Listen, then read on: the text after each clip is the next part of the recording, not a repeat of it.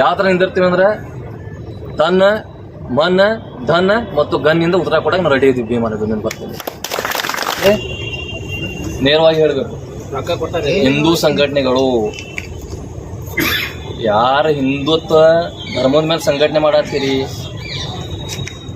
ಯಾರು ನಕಲು ಹಿಂದೂವಾದಿಗಳಿದ್ದೀರಿ, ಇದು ನೀವು ಮಾಡಿದ ತಪ್ಪಿಂದ ಆ ಸೋದರಿ ಇವತ್ತು ನ್ಯಾಯ ಸಿಗಾತಿಲ್ಲ. ಇದು ರಿಯಲ್ ಫ್ಯಾಕ್ಟ್ನ ಹೇಳತ್ತೀನಿ.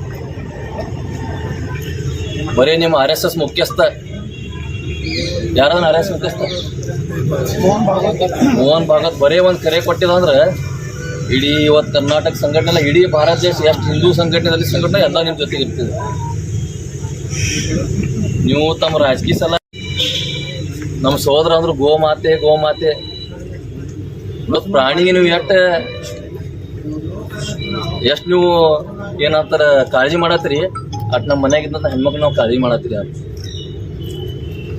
ಇವತ್ತಿಗೆ ಅತ್ಯಾಚಾರ 13 ವರ್ಷ ಆದರೂ ಕೂಡ ಆ ತಾಯಿ ಮನೇಲಿ ಕಣ್ಣೀರು ಹಾಕೋದು ಕೂತಾಳೆ. ಇದು ಎಲ್ಲರಿಗೂ ಆ ಶಾಪ ನಿಮ್ಗೆ ಯಾರು ತಕ್ಕಳೋದು ಬೆಳೆಯಂಗಿಲ್ಲ ಮಕ್ಕಳೇ. ನಿಮ್ಗೆ ಗೊತ್ತಿದೆ,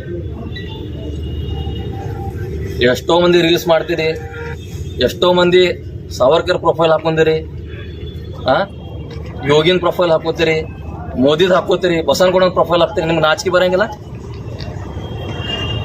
ಸೋಮ ಹೆಸರಿಗೆ ಹಿಂದುತ್ವ ನಿಮ್ದು.